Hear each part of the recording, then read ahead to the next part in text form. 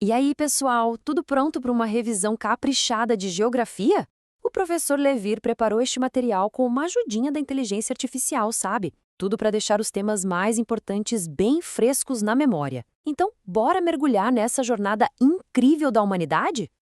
O nosso foco hoje é em duas histórias que, olha, andam de mãos dadas. Primeiro, como é que a gente se espalhou por todos os cantos do planeta? E segundo, como a nossa população cresceu tanto, tão rápido? Vamos desvendar juntos esses mistérios. Para não se perder, aqui está o nosso mapa. A gente começa lá atrás, na jornada dos primeiros humanos, depois damos um pulo para o boom da população mundial, na sequência vamos aprender a ler as pirâmides etárias e, para fechar, a gente foca na história da imigração aqui no Brasil. Combinado? Ok, vamos lá. Nossa primeira parada é para entender como os primeiros seres humanos, que surgiram num lugar só, conseguiram povoar o planeta inteirinho. Essa é a grande pergunta, né? A que intriga cientistas há muito tempo. E a resposta, gente, é uma saga espetacular. Uma jornada que começou milhares e milhares de anos atrás, em um único continente, a África. A teoria que a maioria dos cientistas aceita nos leva para uma era do gelo. Pense assim, o nível do mar baixou tanto, mais tanto, que uma ponte de gelo ligou a Ásia à América. E por ali, os primeiros humanos passaram a pé. Essa é a famosa teoria do Estreito de Bering. Mas, na ciência, as coisas vivem mudando. Uma arqueóloga brasileira sensacional, a Niede Guidon, achou lá no Piauí uns vestígios humanos bem mais antigos do que a teoria de Bering explicaria. As descobertas dela sugerem outros caminhos, quem sabe até viagens pelos oceanos. Isso que é legal na ciência, né? Ela está sempre se questionando. E aqui vai uma dica de ouro, daquelas que salvam na prova. As pessoas não saem de seus lugares à toa. Sempre tem um motivo, um empurrão. Pode ser algo da natureza, tipo um terremoto, ou um fator socioeconômico, como uma crise braba, que força as pessoas a buscar uma vida melhor em outro lugar. Fica a dica. Agora, vamos dar um salto no tempo para falar de uma das histórias mais impressionantes da nossa espécie. A explosão da população mundial. Foi algo que, de repente, cresceu de uma forma que ninguém imaginava. Dá uma olhada nessa linha do tempo. A gente levou a história inteira da humanidade para chegar no primeiro bilhão de pessoas, lá no século XIX. Mas depois, num piscar de olhos em termos de história, esse número simplesmente disparou.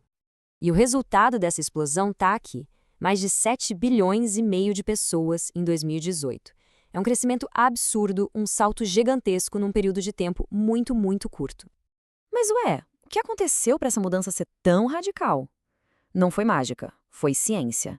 O acesso à saúde melhorou, o saneamento básico chegou para mais gente e, claro, as vacinas. Juntando tudo isso, as pessoas passaram a viver mais e com mais saúde. Hoje, a gente já está entrando numa nova fase. O ritmo de crescimento está diminuindo. O tal do crescimento vegetativo, que é a diferença entre quem nasce e quem morre, está caindo. E por quê? Por causa de grandes mudanças, como a mulher no mercado de trabalho e a vida na cidade, que levam as famílias a ter menos filhos. Agora, vamos para uma ferramenta que é um verdadeiro raio-x da população. As pirâmides etárias contam a história de um país só de olhar para elas, sem precisar de uma palavra. Para entender uma pirâmide etária, a dica é começar sempre por baixo, pela base. A largura dela já entrega a primeira pista e a mais importante, a taxa de natalidade do país. A regra é bem fácil. Se a base é larga, significa que está nascendo muita criança. Isso é bem comum em países com menos desenvolvimento, onde as famílias costumam ser maiores por uma série de motivos. E aqui a gente completa o quebra-cabeça. Olhando para o topo, se ele for largo, quer dizer que as pessoas estão vivendo mais, ou seja, a expectativa de vida é alta. E se a base for estreita? É o contrário do que a gente viu, pouca gente nascendo, o que é típico de países mais desenvolvidos. Resumindo a ópera, o conceito-chave é este. O formato da pirâmide é um espelho do desenvolvimento de um país. Uma população com muitos jovens, por exemplo, precisa de muito investimento em escola e emprego, um desafio enorme para países menos desenvolvidos. Agora, vamos trazer essa conversa para casa. O Brasil é um exemplo perfeito de como essas migrações todas constroem a cara de um país. Depois que a escravidão acabou, o Brasil abriu as portas e recebeu um monte de gente de fora. Vieram europeus como italianos, alemães e espanhóis, e também vieram sírio-libaneses, japoneses, uma mistura que ajudou a formar a cultura e a economia do Brasil que a gente conhece hoje. Certo, essa foi a história. Mas e agora no presente? O fluxo de gente vindo para cá continua, só que as origens mudaram. Quem são os novos imigrantes que estão chegando ao Brasil? Os dados mais recentes, tipo esses de 2015, mostram uma cara nova da imigração. Hoje, a maior parte vem de países vizinhos aqui da América do Sul e também do Caribe. A gente está falando de haitianos, bolivianos, colombianos, argentinos. Muitos vêm fugindo de crises para tentar uma nova vida por aqui. O mais importante é entender o seguinte: as nacionalidades mudam, mas a essência do Brasil continua a mesma. A gente segue sendo um destino para pessoas do mundo todo, o que só reforça a nossa identidade de país diverso, multicultural e acolhedor. Certo, vamos amarrar tudo que a gente viu. Falamos sobre as primeiras migrações e as teorias de como a América foi povoada. Vimos o boom da população mundial graças à ciência. Aprendemos a ler as pirâmides etárias para entender um país e, por fim, vimos como o Brasil se formou como uma terra de imigrantes, tanto no passado quanto agora.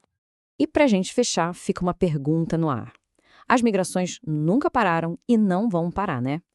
Que novas jornadas humanas, talvez por causa do clima ou da tecnologia, vão desenhar o nosso próximo século? Fica aí para a gente pensar. Bom, é isso. Este material foi preparado pelo professor Levir para ajudar nos estudos. Boa sorte na prova e até a próxima!